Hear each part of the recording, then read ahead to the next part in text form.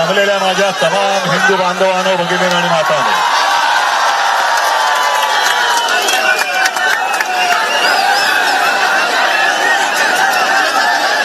याच एका वाक्याने हिंदू हृदय सम्राट शिवसेना प्रमुखांनी देशातल्या तमाम हिंदूंना जागं केलं होतं आणि विखुरलेल्या हिंदूंना एकवटवलं होतं. आजही तो क्षण आपल्या डोळ्यासमोर आहे. आपण कट्टर कडवट देशाभिमानी हिंदू आहोत. आम्ही हिंदू भोळे आहोत, भाबडे आहोत, पण मूर्ख नाही आहोत. आपल्या हिंदुत्वाचा गैरफायदा घेऊन जर कोणी मंदिर लुटत असेल तर मी परवाच बोललोय, अब हिंदू माफ नहीं करेगा. या देशाची सत्ता घेताना जय श्रीरामच्या घोषणा दिल्या गेल्या. राम मंदिर वही बनाएंगे. पण तेव्हा शिवसैनिकांनी जेवढं काम केलं मला नाही वाटत दुसऱ्या कोणत्याही पक्षाच्या कार्यकर्त्यांनी ते केलं असेल. मग शिलापूजन असेल तर शिलापूजन केलं, रथयात्रा असेल तर रथयात्रेत सामील झाले, कार सेवा असेल तर अयोध्येत जाऊन कार सेवा सुद्धा केली.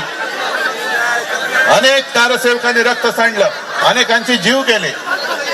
आणि त्याच्यानंतर जे घडलं, जे मुंबई शहराने भोगलं, असं क्वचित एखाद्या शहराने भोगलं असेल. बॉम्बस्फोट झाले, दंगली झाल्या, आणि तेव्हा फक्त एकच देशातले एकच मर्द उभा राहिला होता हिंदूंच्या पाठी, तो म्हणजे हिंदू हृदय सम्राट शिवसेना प्रमुख माननीय बाळासाहेब ठाकरे. हिंदू भयग्रस्त होता, हिंदू आक्रमित होता, आधार शोधत होता. आणि त्यावेळेला हा शिवसेनेचा भगवा शिवसेना प्रमुखांनी हिंदूंच्या हातात दिला. गैरफायदा घेतला गेला. नको ती लोक सत्ता भोगतायत आणि हिंदू आजही भरडला जातोय.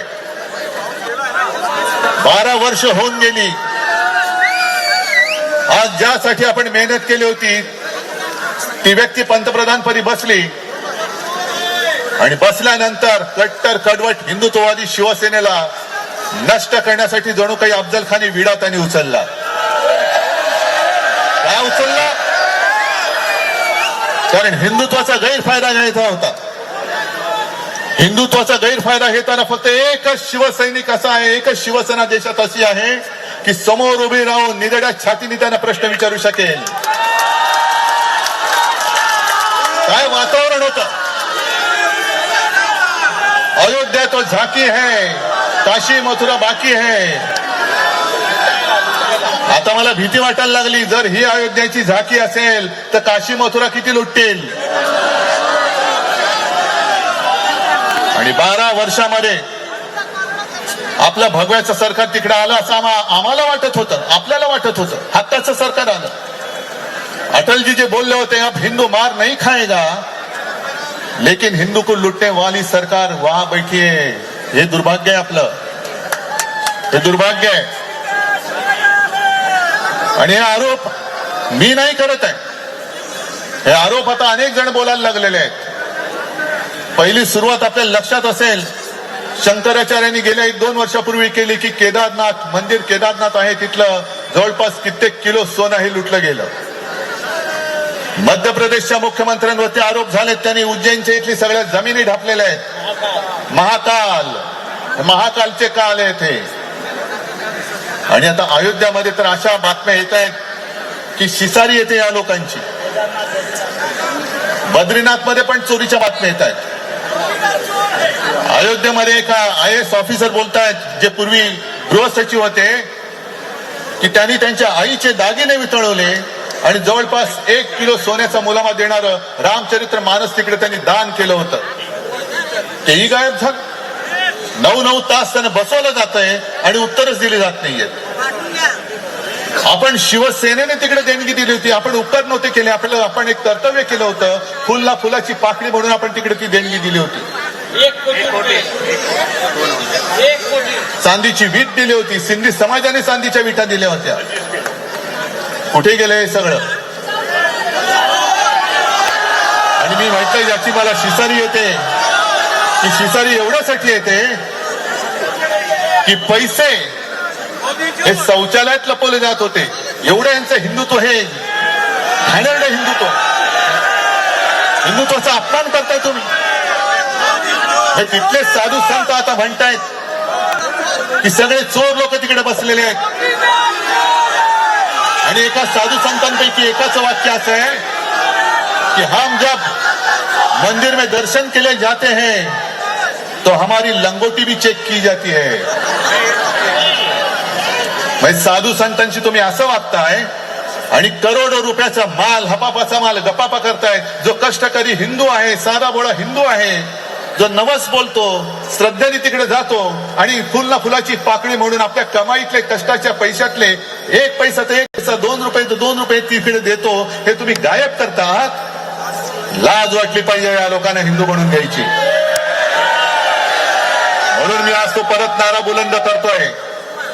जेव्हा हिंदू भीतीग्रस्त होता आणि कोणालाही हिंमत होत नव्हती की मी हिंदू आहे बोलायची, तेव्हा शिवसेना प्रमुख गरजले होते, गर्व से तो हो हम हिंदू है. ते हिंदू तुम्हाला आज पुन्हा जागा करायचंय. हा हिंदू हा काही वेडा नाहीये. पावसात चिंब भिजून सुद्धा राम रक्षा म्हणतोय, मारुती स्तोत्र म्हणतोय, हनुमान चालीसा म्हणतोय. कशासाठी म्हणतोय? काय घरी वेळ जात नाही म्हणून म्हणतोय? ही पावसात पेटलेली ठिणगी आहे. आणि राम भक्त कसे आहेत अजून जर काही राज्य करताना कळले नसतील तर त्यांना मी आठवण करून देऊ इच्छितो की प्रभू श्रीरामाबरोबर जी वानर सेना होती, त्या वानर सेनेने रावणाची सोन्याची लंका जाळून खाक केली होती. अरे तुम्ही आज आमचा पक्ष चोरला असेल, आमच्याकडचा प्रभू रामचंद्राचा धनुष्यबाण चोरला असेल, पण आज आमच्या हातामध्ये हनुमानाने ज्या मशालीने लंका जाळली होती ती मशाल आज आमच्या हातात आहे. तुमच्या अन्यायाची लंका आम्ही जाळून खाक केल्याशिवाय राहणार नाही. आणि जे तथाकथित भोंदू हिंदू रक्षक आहेत हे आपल्यावरती टीका करतायत. त्यांना मी सांगू इच्छितो की अरे जर तुमच्या धमन्यांमध्ये अस्सल हिंदूंचं रक्त असेल तर आमच्या सोबत राम रक्षा करण्यासाठी रस्त्यावरती या. रामाची रक्षा करायची आहे. तमाम हिंदूंचा आहे, सर्व हिंदुस्थानाच्या सर्व नागरिकांचा आहे. म्हणून त्या भोंदू हिंदुत्व रक्षकांना सांगतोय, काय उगाच नावं घेऊन आचार्य विचारा तुम्ही काही लावताय. उपाध्या स्वतःला म्हणून कोणी आचार्य बनत नाही. एक सागर गोटा तिकडे बसलेला आहे अयोध्येत. त्यांनी मध्ये मोदींची तुलना छत्रपती शिवाजी महाराजांबरोबर केलेली. एवढं बोलून ते थांबलेलं नाही तो सागर गोटा. त्यांनी पुढे म्हटलं की जसं आज ईडी वगैरे छापे टाकतं तसं शिवाजी महाराजांना स्वराज्यासाठी पैसा लागायचा तेव्हा ते सुरतेवरती छापे टाकले ते तसे टाकले.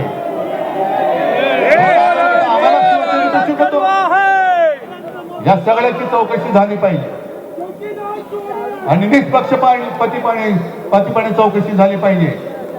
नाहीतर चोराला सांगितलं की तुझ्या चोरीचा तपास तूच लाव तर 4 दिवसामध्ये यांचा तपासाचा निकाल येईल आणि क्लीन चिट देऊन सगळ्यांना मोकळं टाकून दिलं जाईल. आज मी देशातील तमाम हिंदूंना विनंती करतोय, जाग रहा. शिवसेना प्रमुखांनी हिंदूंना जाग आणली होती. आज हिंदूंना संमोहित केले जाते. या संमोहनातून बाहेर या. तुमचा गैरफायदा घेतला जातोय. भोळेपणा सोडून द्या. कट्टर कडवट राम भक्त शिवभक्त जय शिवराय जय श्रीराम करून जे राम मंदिर चोरतायत, राम मंदिराची तिजोरी चोरतायत, त्यांना जाब विचारा आणि त्यांना सांगा तुम्हाला चोरांना रामाचं नाव घेण्याचा अधिकार नाहीये, अजिबात नाहीये. जे चोर आहेत त्या चोराने प्रभू श्रीरामाचं नाव घेता कामा नये, त्याचा पवित्र भगवा हातामध्ये घेता कामा नये. आणि तमाम हिंदूंना मी आवाहन करतोय की तुम्ही चोर रक्षा करायला रस्त्यावर येऊ नका. आमच्या सोबत प्रभू राम रक्षा करण्यासाठी रस्त्यावरती या. जे आमच्यावरती आरोप करतील ते चोर रक्षक आहेत. आजपर्यंत जे मला म्हणत होते हिंदुत्व सोडलं अरे हा काय तमाम हिंदू इकडे एकवटलेला आहे, तुम्ही कुठे आहात? तुम्ही कुठे आहात?